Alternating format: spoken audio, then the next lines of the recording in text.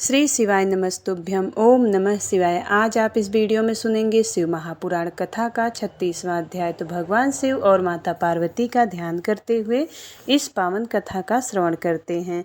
व्यास जी बोले, हे ब्रह्मपुत्र सनत कुमार जी, जब भगवान श्री हरि विष्णु की माया से मोहित होकर जलंधर पत्नी वृंदा छल भेष धारण किए हुए विष्णु को अपना पति मानकर उसके साथ रमण करने लगी, तब श्री हरि विष्णु की भी उनसे प्रीति जुड़ गई।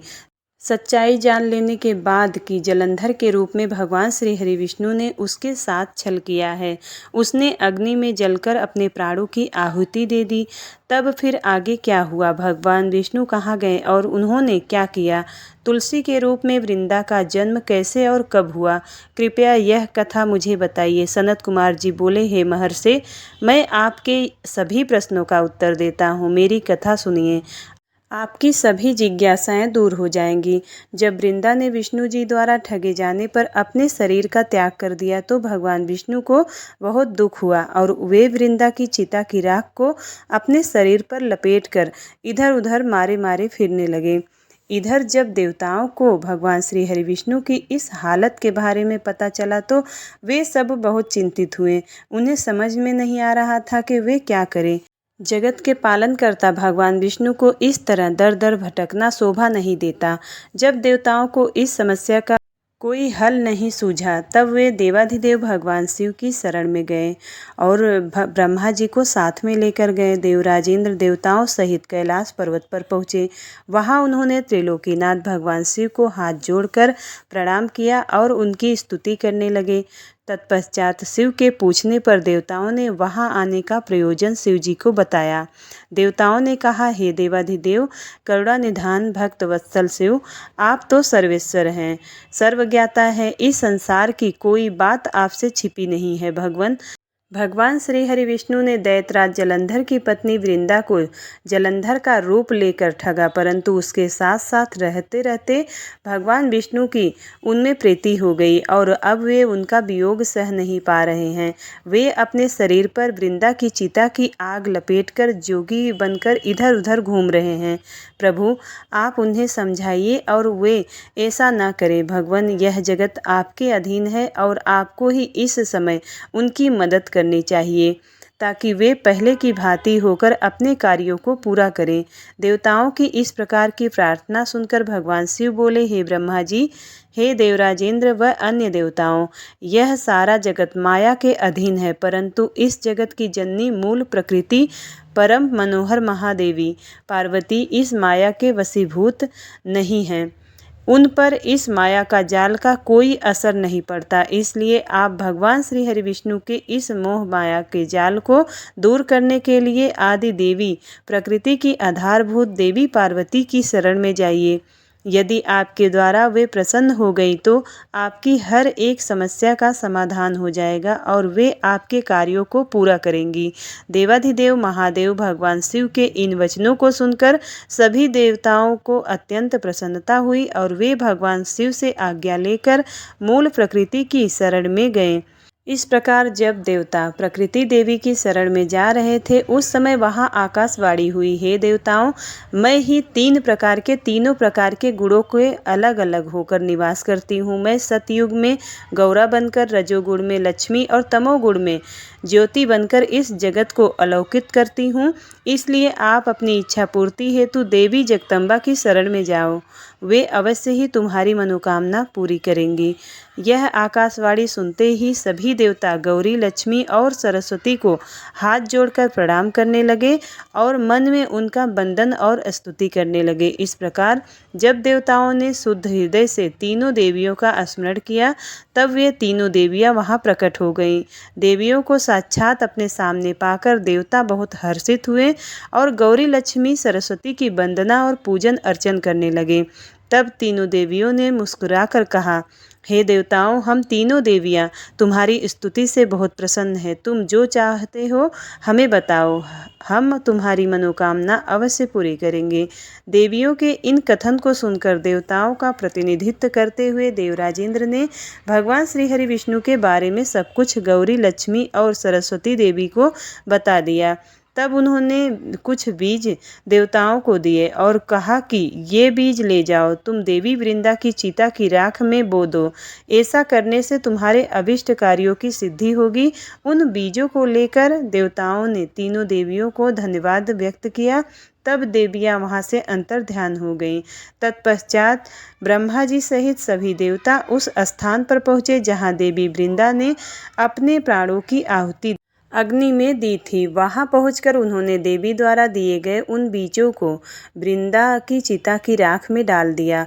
तब उन बीजों में से कुछ दिन पश्चात धात्री, मालती और तुलसी नामक वनस्पतियां पैदा हुईं। देवी सरस्वती द्वारा दिए गए बीजों से धात्री देवी, महालक्ष्मी के बीजों से मालती और देवी गौरी के बीजों से तुलसी का आविर्भाव हुआ।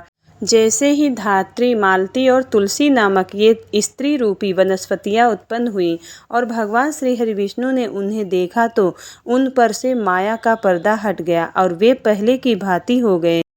वे उन वनस्पतियों पर अपनी कृपा दृष्टि रखने लगे और तभी से धात्री, मालती और तुलसी नामक इन वनस्पतियों को भी विष्णु जी से विशेष अनुराग हो गया। तब भगवान श्री हरि विष्णु पुनः वैकुंठ लोक को चले गए। सनत कुमार जी बोले, हे महामुने, शंखचूड़ नाम का एक दैत्य था जिसका वध भगवान शिव ने स्वयं अपने हाथों से त्रिशूल मारकर किया था। अब मैं आपको उस शंखचूड़ नामक दैत्य के विषय में बताता हूँ। हे मुने, आप यह जानते ही हैं कि विधाता के पुत्र मरीचि हुए और उनके पुत्र महर्षि कश्यप हुए। मरीचि के पुत्र कश्यप मुनि बहुत ही धार्मिक प्रवृत्ति के संत थे। वे बड़े ही धर्मात्मा थे। इस सृष्टि की रचना करने वाले ब्रह्मा जी की हर आज्ञा को सिरोधार्य मानकर उनका पालन किया करते थे। प्रजापति दक्ष ने उनके व्यवहार और गुणों से प्रसन्न होकर अपनी 13 कन्याओं का विवाह महर्षि कश्यप से कर दिया था। इन्हीं की संतानों से यह पूरा संसार भर गया। कश्यप मुनि की 13 पत्नियों में से एक पत्नी का नाम दनु था। दनु रूपवती, गुणवती होने के साथ साथ परम सौभाग्यवती थी। एक अत्यंत शांत साध्वी भी थी। उन्हीं दनु के अनेकों पुत्र हुए। उनका विप्रचित नाम का पुत्र बहुत ही बलशाली और पराक्रमी था। उनका भी दंभ नाम का एक पुत्र हुआ। दंभ भी अपने पिता की तरह धार्मिक विचारों को मानने वाला था। दंभ भगवान विष्णु का अनन्य भक्त था। इतना धार्मिक होने के पश्चात भी उसके कोई संतान नहीं हुई। तब वह बड़ा निराश हो गया और उसने शुक्राचार्य को अपना गुरु बनाया। उसने उससे कृष्ण मंत्र ग्रहण किया। तत्पश्चात दंभ पुष्कर नामक तीर्थ में चला गया और वहाँ 1 लाख वर्ष तक कठोर तपस्या करता रहा। उसकी इस कठोर तपस्या को देखकर सभी देवता ब्रह्मा को अपने साथ लेकर विष्णु जी के पास गए। भगवान विष्णु के पास पहुंचकर सभी देवताओं ने उन्हें आदरपूर्वक प्रणाम किया और दंभ के भीषण तप के बारे में भी बताया। तब सारी बातें जानकर श्री हरि विष्णु बोले कि हे देवताओं, मैं जानता हूँ कि दंभ मेरा अनन्य भक्त है। वह अपने मन में पुत्र प्राप्ति की कामना लेकर पिछले 1 लाख वर्षों से मेरी कठोर तपस्या कर रहा है। मैं अवश्य ही अपने प्रिय भक्त दंभ की इच्छा पूर्ति करूँगा। आप निश्चिंत होकर अपने स्थान पर चले जाइए। भगवान श्री हरि विष्णु के इन वचनों को सुनकर ब्रह्मा जी और देवराजेंद्र तथा सभी देवता उन्हें प्रणाम करके अपने अपने लोकों में चले गए। तब भगवान विष्णु भी अपने भक्त दंभ को उसकी तपस्या का फल देने के लिए पुष्कर गए। वहां उन्हें अपने सामने पाकर दंभ बहुत प्रसन्न हुआ और उनके चरणों में लेटकर उन्हें प्रणाम कर उनकी स्तुति करने लगा। तब श्री हरि विष्णु बोले, हे दंभ, मैं तुम्हारी इस कठोर तपस्या से बहुत प्रसन्न हूँ। तुम अपना अभिष्ट वर मांग सकते हो। आज मैं तुम्हारी हर मनोकामना पूर्ण करूंगा। भगवान विष्णु के ये वचन सुनकर दंभ हाथ जोड़कर बोला, हे देव, यदि आप मुझ पर प्रसन्न हैं तो मुझे अपने जैसा वीर और पराक्रमी पुत्र प्रदान कीजिए। तब श्री हरि विष्णु बोले, तथास्तु कहकर वहां से अंतर्ध्यान हो गए। इसके बाद दंभ भी प्रसन्नतापूर्वक अपने घर लौट आया। कुछ समय पश्चात दंभ की पत्नी गर्भवती हुई। तब दंभ के घर में एक अलौकिक तेज विद्वान था। समय आने पर दंभ की पत्नी के गर्भ से एक पुत्र का जन्म हुआ। मुनियों ने उसका नामकरण संस्कार करके उसका नाम शंखचूड़ रखा।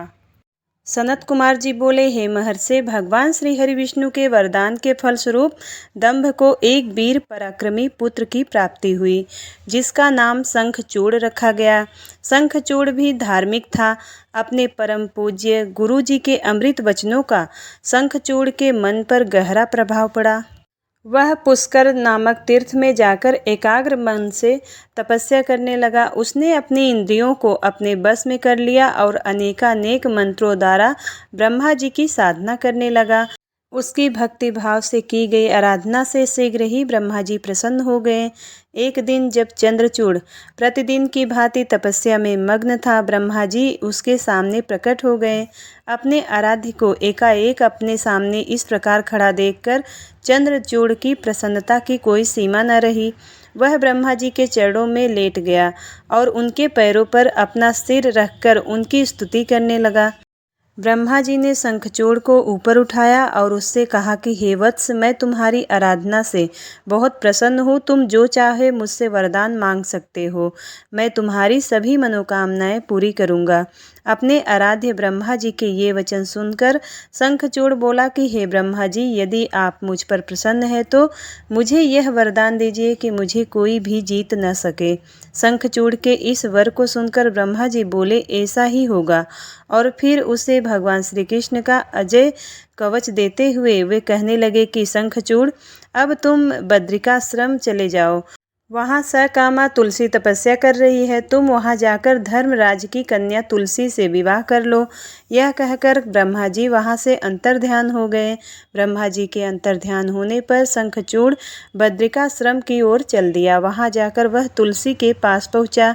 शंखचूड़ को अपने सामने खड़ा देखकर वह बोली, मैं धर्मराज की पुत्री तुलसी हूँ। आप कौन हैं और यहाँ किस लिए आए हैं? कृपया आप यहाँ से चले जाएं। आप शायद नहीं जानते कि स्त्री जाति मोहनी होती है। तुलसी के वचन सुनकर शंखचूड़ बोला, हे देवी, आपके वचन सत्य हैं, परंतु यहाँ मैं अपने आराध्य भगवान ब्रह्मा जी की आज्ञा से आया हूँ। मैं दनु का वंशज दानव दंभ का पुत्र शंखचूड़ हूँ। पूर्व में राधिका के दिए हुए श्राप के कारण मैं दानव कुल में जन्मा हूँ। यह सब कहकर शंखचूड़ चुप हो गया। तब तुलसी बोली, यह सत्य है कि इस संसार में वही पुरुष श्रेष्ठ है जो स्त्री से पराजित हो जाते हैं, परंतु आज मैं भी तुम्हारी स्पष्टवादिता से अत्यंत प्रभावित हुई हूँ। जब इस प्रकार शंखचूड़ और तुलसी आपस में बातें कर रहे थे, तभी वहाँ ब्रह्मा जी प्रकट हो गए। उन्हें देखकर तुलसी और शंखचूड़ दोनों ने उन्हें प्रणाम किया। तुम दोनों यहाँ अभी तक बातें ही कर रहे हो? शंखचूड़, मैंने तुम्हें यहाँ तुलसी का प्राणी ग्रहण करने के लिए भेजा था। तुम निश्चय ही पुरुषों में श्रेष्ठ हो और तुलसी निसंदेह ही स्त्रियों में रत्न है। तुम दोनों एक दूसरे के लिए ही बने हो, इसलिए तुम्हें शीघ्र ही एक दूसरे का हो जाना चाहिए। शंखचूड़ और तुलसी का विवाह कराने के लिए कहकर ब्रह्मा जी वहाँ से चले गए। ब्रह्मा जी का आदेश मानते हुए तुलसी और शंखचूड़ ने गंधर्व रीति से विवाह कर लिया। तत्पश्चात वे दोनों अनेक सुंदर मनोरम स्थानों पर अनेकों वर्षों तक विहार करते रहे। एक दूसरे का साथ पाकर वे बहुत प्रसन्न थे।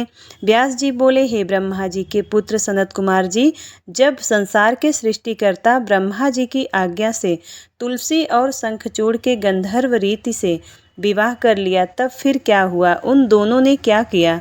व्यास जी के इस प्रकार के प्रश्न सुनकर सनत कुमार जी बोले, हे महामुने, शंखचूड़ और देवी तुलसी ने ब्रह्मा जी की आज्ञा से विवाह कर लिया और वह उसे अपने साथ लेकर घर वापस आ गया। जब दानवों को इस बात की सूचना मिली कि शंखचूड़ को ब्रह्मा जी के वरदान प्राप्त हुआ है, तो वे सभी बहुत प्रसन्न हुए। दैत्य गुरु शुक्राचार्य ने स्वयं वहां आकर शंखचूड़ को ढेरों आशीर्वाद प्रदान किए। तत्पश्चात उन्होंने शंखचूड़ को असुरों का आधिपत्य देते हुए उसका राज्याभिषेक कराया। राज सिंहासन संभालने के पश्चात शंखचूड़ बहुत प्रसन्न था। तब शुक्राचार्य बोले, हे असुरराज शंखचूड़, तुम निःसंदेह ही वीर और पराक्रमी हो। तुम्हें आज असुरों का राज्य सौंपकर मुझे बहुत हर्ष हो रहा है।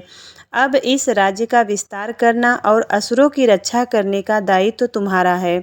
मुझे तुम्हारी प्रतिभा पर पूरा विश्वास है। यह कहकर गुरु शुक्राचार्य वहाँ से चले गए। उनका आज्ञा सिरोधार्य कर शंखचूड़ राज्य करने लगा। उसने अपने राज्य का विस्तार करने के उद्देश्य से अपनी विशाल सेना को इंद्रलोक पर आक्रमण करने का आदेश दे दिया। वह स्वयं भी उस युद्ध में जा खड़ा हुआ। असुरों और देवताओं में बड़ा भयानक युद्ध शुरू हो गया। देवताओं ने अनेक असुरों को मार गिराया, अनेकों को घायल कर दिया। यह देखकर असुर सेना विचलित होकर इधर उधर भागने लगे। इसे देखकर असुरराज शंखचूड़ का क्रोध 7वें आसमान पर जा पहुंचा। अपनी पूरी शक्ति से युद्ध करते हुए उसने देवसेना को खदेड़ दिया। दैत्यराज शंखचूड़ से डरकर देवसेना तितर बितर हो गई और अपने प्राणों की रक्षा के लिए गुफाओं और कंदराओं में जाकर छिप गई। महाबली वीर प्रतापी शंखचूड़ ने स्वर्ग पर अधिकार कर लिया और स्वर्ग के सिंहासन पर विराजमान हो गया। सूर्य, अग्नि, चंद्रमा, कुबेर, यम, वायु आदि सभी देवता शंखचूड़ के अधीन हो गए। अनेक देवता शंखचूड़ के डर से भाग निकले। जो देवता वहां से भाग निकले थे वे अपने प्राणों की रक्षा के लिए इधर उधर मारे मारे फिर रहे थे। जब उन्हें यह समझ नहीं आया कि अब वे क्या करें और कहाँ जाएं, तब वे देवता मिलकर ऋषि मुनियों को साथ लेकर ब्रह्मा जी की शरण में गए। ब्रह्मा जी के पास पहुंचकर देवताओं ने उन्हें प्रणाम कर उनकी स्तुति की। तत्पश्चात उन्होंने शंखचूड़ के आक्रमण और स्वर्ग पर उसके आधिपत्य के बारे में सब कुछ ब्रह्मा जी को बता दिया। ब्रह्मा जी ने आश्वासन देते हुए कहा कि इस विषय में भगवान विष्णु ही हमें कोई सही मार्ग बता सकते हैं, अतः हम सभी को उनके पास चलना चाहिए। यह कहकर वे सब श्री हरि विष्णु से मिलने के लिए बैकुंठ लोक को चल दिए। बैकुंठ लोक पहुंचकर देवराजेंद्र और ब्रह्मा जी सहित सभी देवताओं ने लक्ष्मीपति विष्णु जी की स्तुति की और उन्हें सारी बातों से अवगत कराया। देवताओं का दुख सुनकर विष्णु जी ने उन्हें ढांढस बंधाते हुए कहा कि हे देवताओं, आप इस प्रकार दुखी ना हो। मैं शंखचूड़ के बारे में सभी कुछ जानता हूँ। पहले वह मेरा अनन्य भक्त था। इस बारे में हमें देवाधिदेव महादेव जी से विचार विमर्श करना चाहिए, क्योंकि वे ही इस समस्या का सही समाधान बता सकते हैं। यह कहकर ब्रह्मा जी और अन्य देवताओं को अपने साथ लेकर शिवलोक की ओर चल दिए। सनत कुमार जी बोले, हे व्यास जी, इस प्रकार ब्रह्मा जी और अन्य देवताओं को अपने साथ लेकर विष्णु जी भगवान शिव के साथ मिलने के लिए शिवलोक पहुँचे। वहाँ शिवलोक में भगवान शिव के सभी गण उन्हें घेर कर खड़े हुए थे। भगवान शिव अपनी प्रिय देवी पार्वती के साथ सिंहासन पर बैठे हुए थे। भगवान शिव ने अपने शरीर पर भस्म धारण की हुई थी। उनके गले में रुद्राक्ष की माला थी। त्रिनेत्रधारी भगवान शिव शंकर देवी पार्वती के साथ वहाँ अद्भुत शोभा पा रहे थे। उनका वह अद्भुत और दिव्य रूप देखकर भगवान विष्णु, ब्रह्मा, देवराज इंद्र सहित अन्य सभी देवताओं को बहुत प्रसन्नता हुई। उन्होंने देवाधिदेव कृपा निधान भगवान शिव को हाथ जोड़कर प्रणाम किया और भक्ति पूर्वक उनकी स्तुति करनी आरंभ कर दी।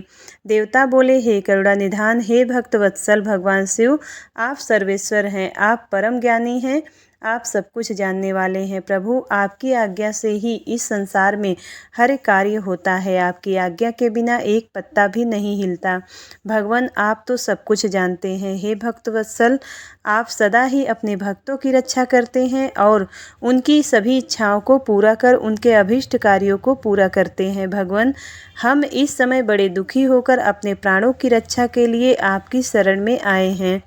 दानवराज दंभ के पुत्र शंखचूड़ ने बलपूर्वक हमारे राज्य पर अपना अधिकार कर लिया है। उसने अनेक देवताओं को अपना बंदी बना लिया है और देवसेना को घायल कर कईयों को मौत के घाट उतार दिया है। किसी तरह हम अपनी जान बचाकर वहां से भाग निकले हैं। भगवान, आप अपने भक्तों के रक्षक हैं। हम आपकी शरण में आए हैं। आप हम दुखियों के दुखों को दूर कीजिए। उस शंखचूड़ नामक दैत्य ने कर दिया है, आप उसको दंड देकर हमें मुक्त कराइए और हमारा उद्धार कीजिए। यह कहकर सब देवता चुप होकर हाथ जोड़कर खड़े हो गए। श्री शिवाय नमस्तुभ्यम। शिव महापुराण कथा का 36वां अध्याय समाप्त। इसके आगे की कथा 37वें अध्याय में सुनेंगे। उम्मीद करती हूँ वीडियो आपको पसंद आती है। यदि वीडियो पसंद आए तो वीडियो को लाइक ज़रूर करिएगा। चैनल पर पहली बार आए हैं तो सब्सक्राइब ज़रूर करिएगा। मिलती हूँ अगली वीडियो में, तब तक के लिए हर हर महादेव।